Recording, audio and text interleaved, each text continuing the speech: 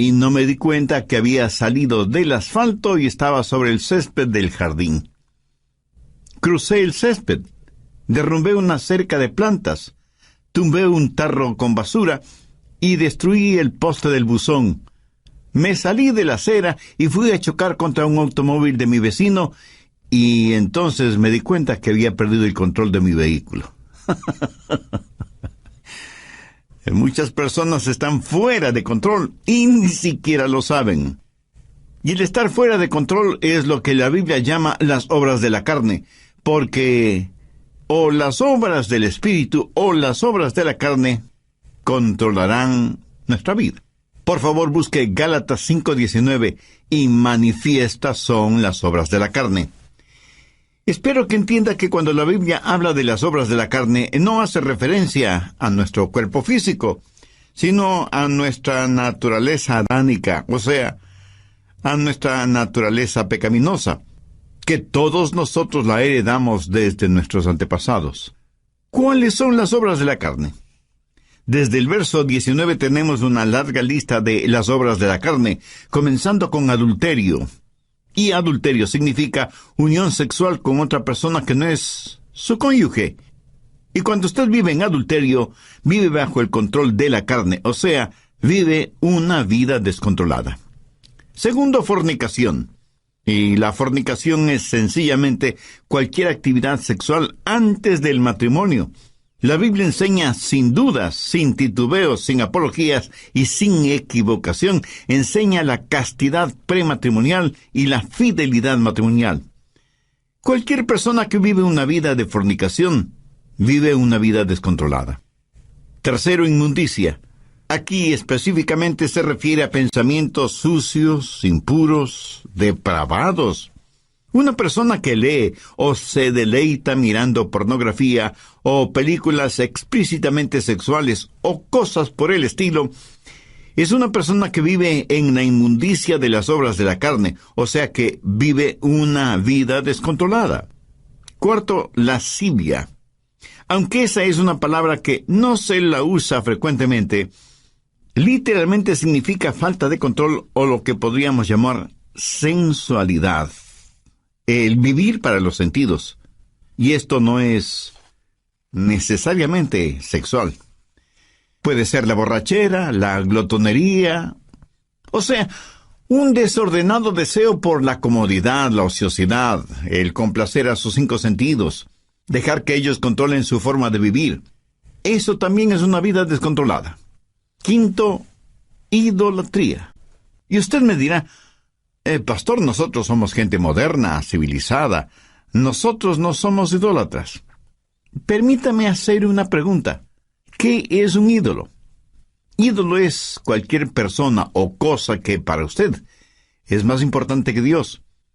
Cualquier cosa a la que ame más, tema más y sirva más que a Dios, ese es un ídolo. Y puede ser su familia, sus negocios, sus distracciones, sus pasatiempos. Nosotros, gente moderna y civilizada, tenemos cualquier cantidad de ídolos. Si usted está viviendo una vida de idolatría, si hay algo a lo que usted ame más, tema más y sirva más que a Dios, está viviendo una vida controlada por la carne, y eso también es una vida descontrolada. Sexto, hechicerías. La palabra hechicería procede de la palabra griega fármacos, y en realidad tiene que ver con el uso de drogas. En la actualidad se han inventado la frase drogas recreacionales, o sea, un cielo instantáneo. Lo trágico es que ese cielo instantáneo termina en un infierno eterno. Hechicerías, brujerías, sortilegios, drogas, ciencias ocultas, chamanes, limpias, y todas esas cosas están entrelazadas fuertemente entre sí. El pastor David Wilkerson solía decir: no he conocido a ningún hombre seguidor y adorador de Satanás que no haya comenzado primero abriendo su mente a experiencias místicas por medio del uso de drogas. Las obras de la carne siempre guían a una vida desordenada. Sexto, enemistades. ¿Está usted guardando algún rencor o resentimiento? ¿Está llevando algún odio en su corazón? Si usted tiene alguna amargura, algún rencor contra alguien, su vida está siendo controlada por su carne y por lo tanto está fuera de control. Séptimo, pleitos. Ahora esto conlleva la idea de división, de contienda. Parece que a algunas personas les encanta el comenzar algún argumento. No se llevan bien con nadie. Son como un puercoespín. Aunque tienen buenos puntos, es casi imposible acercarse a ellos. Octavo, celos. La raíz de los celos, mi amigo, es el egoísmo. El egoísmo llevado hasta el extremo puede producir increíbles tragedias. Un fanático celoso es una formidable arma terrorista. Un fanático religioso es una aterradora arma en manos de Satanás. Noveno, iras. Estas producen un incontenible deseo de venganza, un consumidor afán de desquite. Y no importa cuán bajo tengamos que descender tanto y en cuanto podamos saciar nuestra venganza y aplacar nuestra ira. El único problema es que la venganza nunca ha traído paz a los vengadores. Décimo, contiendas. Y esto tiene que ver con personas especializadas en fraccionar un grupo humano. Una iglesia, por ejemplo. Si las cosas no se hacen a su manera, también pueden causar fisuras en un hogar, en el vecindario o en la comunidad. Décimo primero, disensiones. La palabra sedición, derivada de disensión, literalmente significa estar aparte y hace referencia a personas que forman pequeños grupitos y enclaves porque piensan que son mejores que todos los demás. A veces son precursores de cultos, logias y hermandades que son muy selectivos en cuanto a su membresía se refiere. Décimo segundo, herejías. Las herejías invariablemente están relacionadas con las doctrinas falsas y no quieren adherirse a la palabra de Dios. Personas controladas por las obras de la carne en vez de ser controladas por las obras del Espíritu. Décimo tercero, envidias. Una persona envidiosa es una persona que no está satisfecha con lo que tiene. Posee un espíritu de codicia. Carece de un espíritu de agradecimiento. Y no es que únicamente quiere más, sino que quiere tener más que todos los demás. Décimo cuarto, homicidios. Y no faltará quien inmediatamente pensará, qué bueno que yo no soy un asesino. Cuando Jesús interpretó no la letra de la ley, sino el espíritu de la ley, dijo que si tenemos odio, rencor, venganza en el corazón contra alguien, somos homicidas, sin necesidad de disparar un arma o de utilizar un puñal. Décimo quinto, borracheras.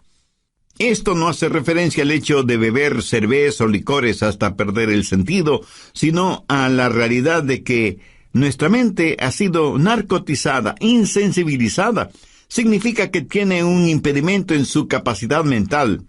Así como el alcohol y las drogas son un impedimento moral y ético para quienes usan esos venenos. Décimo sexto, orgías. Hay gente que parece que están de fiesta todo el tiempo.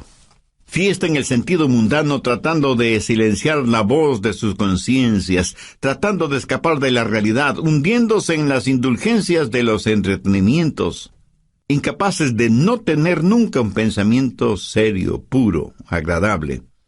Las orgías no son solo materiales, sino también intelectuales y espirituales. Pablo termina esta lista diciendo, y cosas semejantes a estas. Está diciendo que todas estas son señales de una vida no controlada por el Espíritu, o sea, una vida fuera de control. ¿Cuál es el resultado? Tiempo perdido, cuerpos debilitados, pensamientos torcidos y vidas totalmente destrozadas. Gálatas 5:22 dice, mas el fruto del Espíritu es amor, gozo, paz, paciencia, benignidad, bondad, fe, mansedumbre, templanza. Contra tales cosas no hay ley. La palabra templanza significa estar bajo control, pero en este caso, estar bajo control del Espíritu Santo. Mi amigo, mi amiga, ¿quién está en control de su vida? Al respecto, hay algunas cosas importantes que debemos saber. Primero, ¿Cómo vivir una vida controlada por el Espíritu? Gálatas 5:13. Porque vosotros, hermanos, a libertad fuisteis llamados, solamente no uséis la libertad como ocasión para la carne, sino servíos por amor los unos a los otros. Y en el siguiente versículo, Pablo nos dice cuál es el estándar del amor. Porque toda la ley en esta sola palabra se cumple: amarás a tu prójimo como a ti mismo. Ese es el estándar legal. Y si queremos saber si estamos viviendo una vida de acuerdo a los parámetros de Dios, solo tenemos que hacernos la pregunta: ¿amo a los demás como me amo a mí mismo? El estándar de una vida autocontrolada o una vida controlada por el Espíritu es la ley. Pero la medida de eso es el amor. Hay tres maneras de mirar esto de la ley. Algunos ven la ley como su enemiga. La carne les dice: no tengas nada que ver con ninguna clase de ley. La carne no quiere que nadie ni nada le sujete. Quiere hacer lo que le plazca. Eso es lo que se llama libertinaje. Otras personas miran a la ley como su amo. Y Pablo predica contra eso porque quienes viven bajo la ley están siempre luchando, pero nunca alcanzan la victoria. Saben lo que dice la ley. Saben que la ley es buena y justa, y por eso tratan de vivir bajo la ley, aunque eso les cueste la vida. Y quienes viven de esa manera, bajo la ley, son legalistas. Recuerde que la vida cristiana no es una relación de ley, sino una relación de amor. Muchos viven vidas de negativismo y ven a la ley como su amo. Gálatas 5:1. Estad pues firmes en la libertad con que Cristo nos hizo libres, y no estéis otra vez sujetos al yugo de esclavitud. Bueno, ¿y cuál es el yugo de esclavitud? Es el del esfuerzo propio. Cuando usted ve a la ley como su amiga, eso es libertad. Y tenemos tres opciones: libertinaje, legalismo o libertad. Y la Biblia dice que hemos sido llamados a libertad y que debemos estar firmes en la libertad con que Cristo nos hizo libres. Ahora escúcheme atentamente. Libertad no es hacer lo que se nos antoja. Nadie es verdaderamente libre hasta que no sepa lo que es control. Yo no sé interpretar música en ningún instrumento musical, lo cual me pone triste a mí, pero eso le alegra a muchas personas. Ahora, suponga que quiero tocar el piano, y tan pronto me siento frente al piano, sé que ese piano está regulado por ciertas leyes, y solo las personas que han aprendido esas leyes musicales son las que pueden hacer surgir melodías de ese piano. El salmista dijo: tus estatutos han sido mi canción en el día de mi peregrinaje. Cuando la Biblia dice que tenemos una vida de libertad, y esa libertad está controlada por el Espíritu, recién y solo entonces sabremos lo que es la verdadera libertad. Pero ¿cómo tener ese control, esa disciplina en nuestras vidas? No por medio del libertinaje, sino por medio de la libertad en el Espíritu. Nuestras vidas necesitan estar bajo control, pero no bajo nuestro propio control, porque eso lo único que producirá será libertinaje, sino bajo el control del Espíritu para tener libertad. Pero aún el parámetro de la libertad no es suficiente. Necesitamos fortaleza. ¿Dónde obtener la fortaleza para vivir una vida controlada por el Espíritu? Bien, veamos Gálatas 5, versos 16 y 17. Digo pues, andad en el Espíritu, y no satisfagáis los deseos de la carne, porque el deseo de la carne es contra el Espíritu, y el del Espíritu es contra la carne, y estos se oponen entre sí, para que no hagáis lo que quisiereis. Verá, parte de mi naturaleza es carnal, y parte de mi naturaleza es espiritual, cuando he nacido de nuevo. Y estas dos naturalezas están dentro de mí. Y lo mismo pasa en usted, ¿verdad?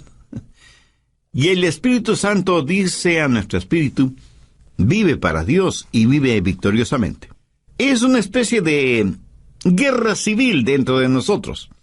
Y por nosotros mismos no podemos tener la victoria. Entonces, ¿qué hacer? Verso 16. Andad en el Espíritu, y no satisfagáis los deseos de la carne. Note que no dice satisfaced los deseos de la carne, para que podáis andar en el Espíritu. Eso es legalismo. Y es el sendero por el cual caminan millones de seres humanos. Si alguna lección espiritual he aprendido y sigo aprendiendo, es que no puedo caminar en el Espíritu si lo que me interesa es complacer los deseos de la carne. La santidad no es el camino hacia Cristo. Cristo es el camino hacia la santidad. ¿Dónde conseguir esa clase de fortaleza? Gálatas 5:18. Pero si sois guiados por el Espíritu, no estáis bajo la ley. El ser guiados por el Espíritu significa que yo voluntariamente busco la guía del Espíritu porque quiero caminar voluntariamente en el Espíritu. El estándar de la ley de Dios se manifiesta en el amor, y la fortaleza para esto es si caminamos en el Espíritu. Por lo tanto, la vida controlada por el Espíritu es el caminar en el Espíritu. Y todos sabemos lo que significa caminar, ¿no es cierto? Pero pensemos sobre esto un poquito más. Primero, el empezar a caminar. Un viaje de 1 kilómetro o de miles de kilómetros empieza con un paso. Voy a caminar de aquí hasta allá. Ahora, el comenzar a caminar es un acto de mi voluntad. Pero escúcheme, la vida controlada por el Espíritu, la vida espiritual disciplinada, no se vive por el poder de la voluntad, sino que se la vive por el poder del Espíritu Santo. Pero usted debe decidir. Y yo no puedo decidir por usted. Nadie, absolutamente nadie puede decidir por usted. Es algo que solo usted puede decidir. Y puede decir, voy a vivir guiado por el Espíritu. Veamos Efesios 5:18. No os embriaguéis con vino, antes bien sed llenos del Espíritu. ¿Por qué Dios dijo por medio de Pablo que no debemos embriagarnos con vino y que más bien seamos llenos del Espíritu Santo?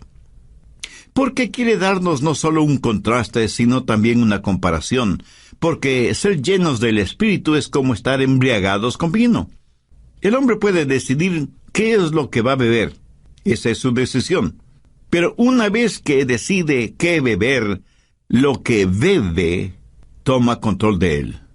¿Lo entiende? Cuando está borracho, está bajo la influencia, bajo el control de aquello que bebió. Así que por un acto de su voluntad, usted decide ser lleno del Espíritu. Pero una vez que eso se hace realidad, es el Espíritu Santo el que tiene control sobre usted. Ahora usted está lleno no de vino, sino del Espíritu Santo. Es el comienzo de su caminar espiritual. ¿Cómo calificaría usted su caminar actual? ¿Carnal o espiritual? Si su caminar aún es carnal, no quisiera caminar lleno del Espíritu Santo de Dios.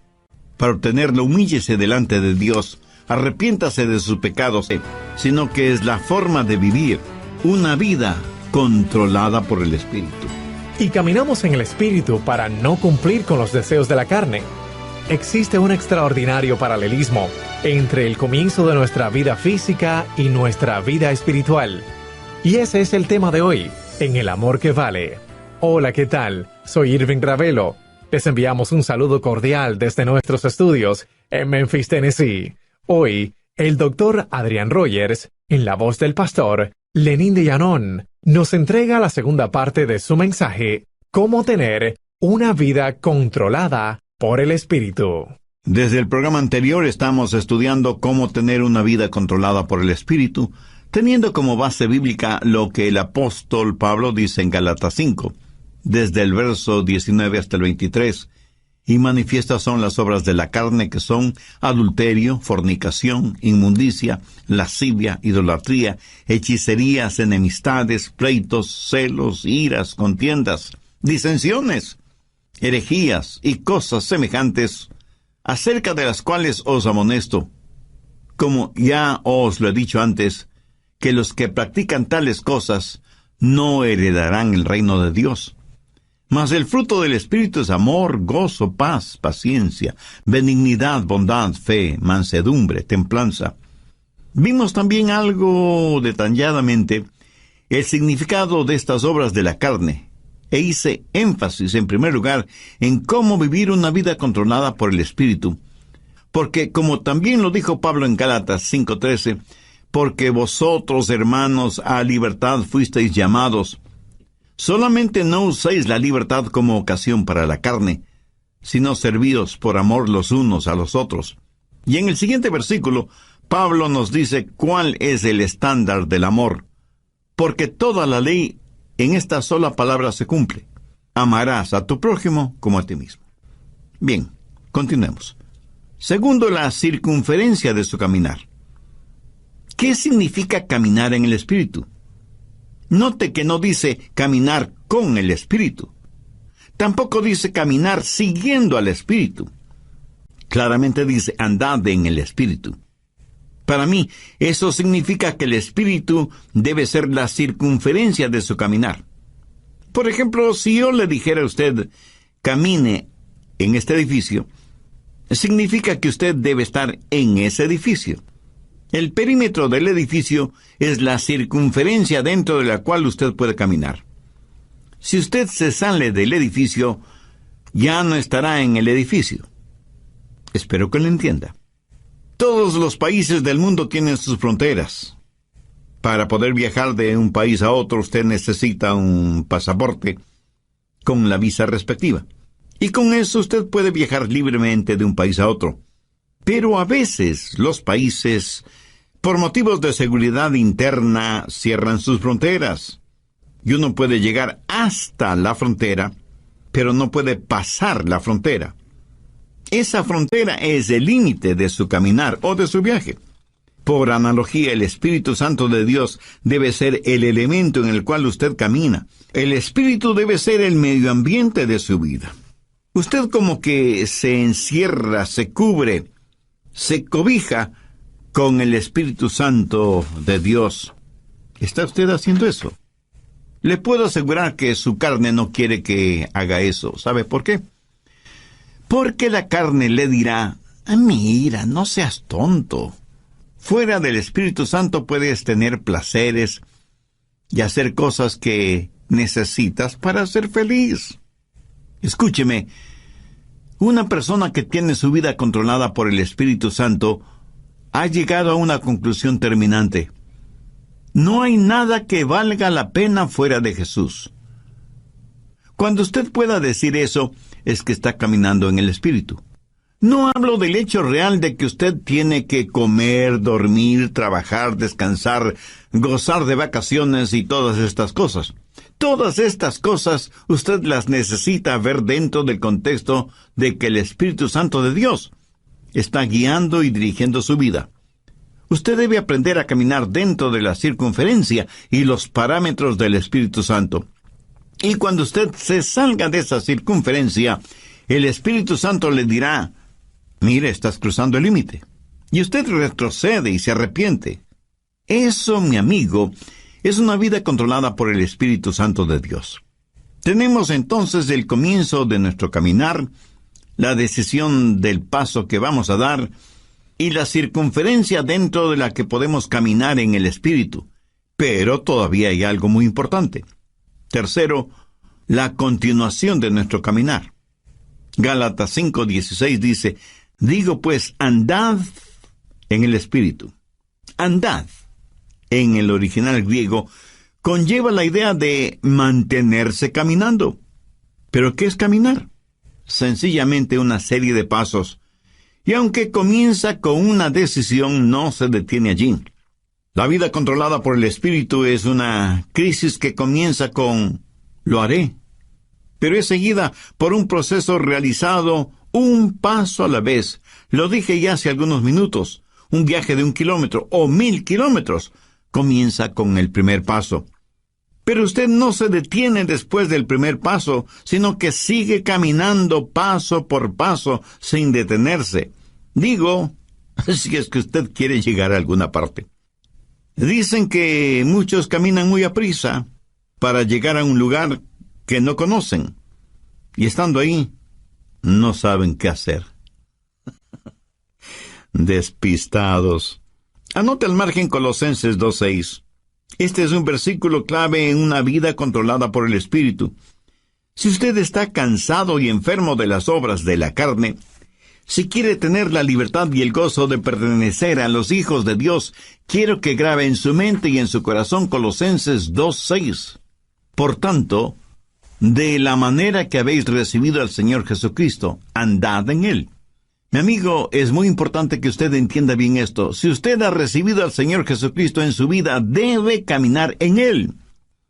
Si yo le pregunto a usted si ya es salvo, y usted me responde afirmativamente, tácitamente me está diciendo que ya ha recibido al Señor Jesucristo como su Salvador.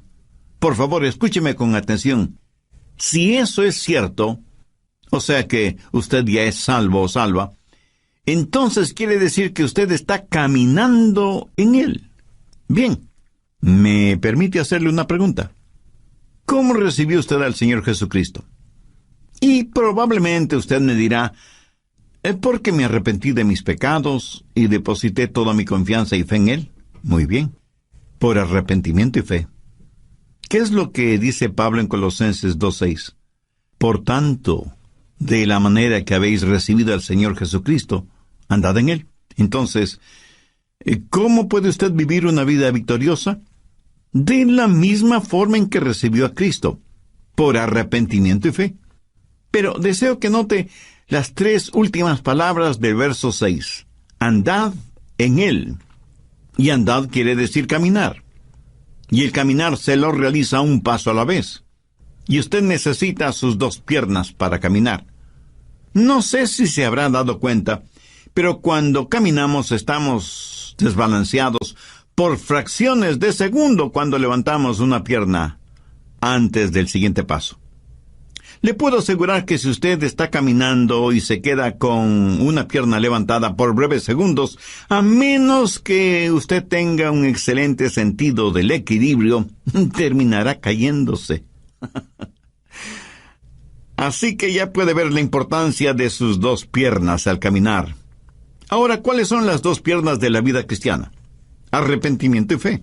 Pablo dice enfáticamente que si por arrepentimiento y fe hemos recibido al Señor Jesucristo, en arrepentimiento y fe debemos caminar en Él. Pero arrepentimiento y fe no es algo que usted hizo para salvarse, sino que es la forma de vivir de una vida controlada por el Espíritu, y caminamos en el Espíritu para no cumplir con los deseos de la carne. ¿Cómo caminamos por arrepentimiento y fe? Entendamos lo que es arrepentimiento. Escuche atentamente lo que voy a decir, porque seguramente no será lo que usted piensa es el arrepentimiento, ni será lo que muchos definen como arrepentimiento. Arrepentimiento es la manera en que Dios se revela a nosotros, y fe es la manera en que Dios nos revela a Jesús. Y quiero que entienda bien esto, por eso vale la pena repetirlo. Arrepentimiento es la manera en que Dios se revela a nosotros, y fe es la manera en que Dios nos revela a Jesús. Arrepentimiento es cuando yo veo que estoy en bancarrota espiritual, y fe es cuando veo la gloria de Él. Cuando usted se salvó, cuando yo me salvé, lo hicimos por arrepentimiento y fe. Permítame compartir un poquito de mi testimonio personal. Cuando no era más que un muchachito, un jovencito, no sabía mucho de religión, y mucho menos de teología, por supuesto. Pero mi corazón tenía hambre de Dios. Luego escuché a un pastor predicando el mensaje de salvación y diciendo que solo en Jesucristo podríamos ser salvos. Hice esa decisión y le entregué mi corazón y mi vida al Señor Jesucristo. Le entregué todo lo que sabía de mí a todo lo que sabía de Él. Y francamente debo reconocer que yo sabía muy poco sobre mí mismo. Y obviamente muy poco sobre Jesús. Hasta ese momento no me había dado cuenta cuán pecador era. Y muchísimo menos, cuán glorioso era Jesucristo. Por eso digo que le entregué todo lo que sabía de mí a todo lo que sabía de Él. Pero desde entonces aprendí mucho acerca de mí, y lo que aprendí acerca de mí no era muy agradable que digamos. Y aprendí mucho acerca de Jesús, y Él es mejor, muchísimo mejor de lo que yo pensaba que era. Y porque recibí a Cristo con arrepentimiento y fe, comencé a caminar en Él. ¿Sabe por qué? Porque cada día aprendo más sobre mí, y mientras más aprendo sobre mí, más tengo de qué arrepentirme. pero también aprendo más sobre Él. Y mientras más aprendo acerca de Él, más y más confío en Él. ¿Lo entiende? Arrepentimiento y fe. A lo mejor a veces usted piensa, creo que realmente no soy salvo porque si fuera salvo, ¿por qué tengo esta gran convicción de mi pecado? Mi amigo, usted tiene esa gran convicción de su pecado precisamente porque es salvo y está aprendiendo más sobre usted y más acerca de Jesús. Esa convicción no es una señal de que no es salvo, sino más bien una señal de que usted finalmente está entendiendo el significado de una vida controlada por el Espíritu. Lo que estoy diciendo sencillamente es que hay un comienzo en nuestro caminar espiritual, así como tuvimos un comienzo en nuestro caminar físico, biológico. Debemos voluntariamente aceptar la guía del Espíritu. No vivimos por el poder de nuestra voluntad, pero entramos y aceptamos la vida cristiana por una decisión volutiva de nuestra parte. Sabemos que hay parámetros, límites circunferenciales para nuestro caminar en el Espíritu, y que nuestro caminar no se detiene, sino que continúa paso a paso. Por tanto, de la manera que habéis recibido al Señor Jesucristo, andad en Él.